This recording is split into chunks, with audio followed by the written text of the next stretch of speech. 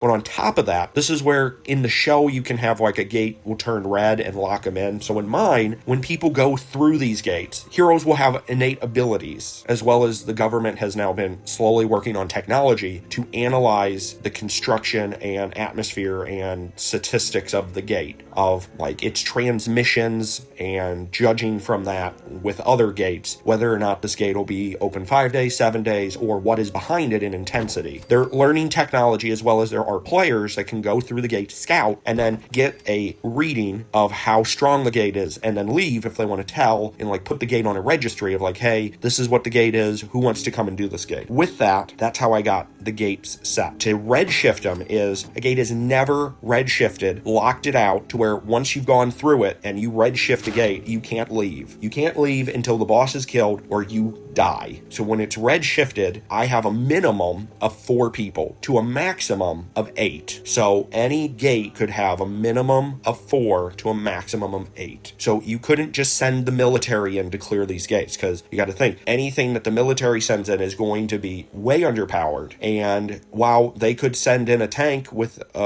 ammunition, it's going to be doing very little. I mean, it can, but it's going to have a lot of problems when you could just send in 4 adventurers who will be doing normal damage to these creatures versus a horribly stunted damage from military of this world. So this has caused the world to slowly figure out that there has to be some order to the chaos. Clearly, if gates are going to keep redshifting, we don't need our heroes just dying. We need to be able to keep it to where we can not only scout the gate, but then be able to report back and like organize what level of heroes needs to do gates, as well as who is best placed to do this. And also on top of this, the way I have it is a gate will open every day. So January 2nd, we have a gate. Now let's just one gate. So you're thinking, how would we get overwhelmed by that? Well, here's the best part. So one gate was opened on January 2nd. One gate was opened on January 3rd. And for the first 30 days, only one gate opened. However, on day 31, we have what starts to be a increase of our world and these other worlds or other world merging. I call them a breakout day. So on day 31 of the incident, you have a breakout event where not one, but 12 gates open. Those 12 gates have to be closed within 5 to 7 days. But after those